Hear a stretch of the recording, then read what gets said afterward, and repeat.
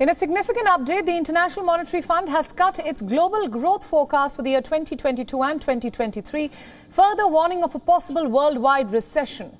According to the IMF, the two factors that have contributed to a slow economic growth are the Ukraine war and the downside risks of high inflation. In its revised outlook, the IMF has said that the global real GDP growth will slow down to 3.2% in 2022 from a forecast of 3.6%, which was issued earlier in April, accumulating to a 0.4% reduction since April. Further emphasizing on how the world GDP actually contracted in the second quarter due to the downturns in the US, China and the Eurozone. Not only this, the Washington-based IMF has further predicted the slowdown to continue till next year, expecting the growth forecast for 2023 to be pegged at 2.9% from the April estimate of 3.6%, which is 0.7 points lower than what had been predicted 3 months ago.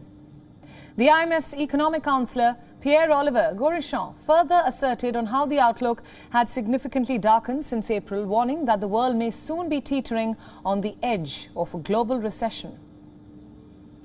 The outlook is darkened significantly since April.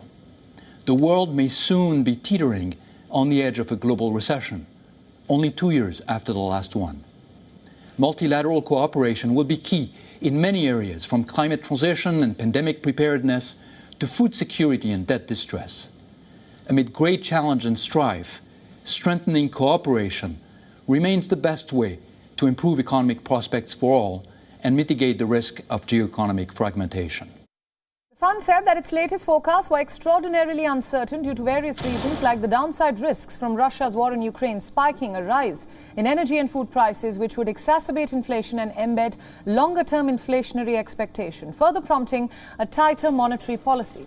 Other factors that have contributed to the worsening global economy are the renewed COVID-19 outbreaks and lockdowns that might suppress China's growth, and a geopolitical fragmentation that might impede global trade and cooperation.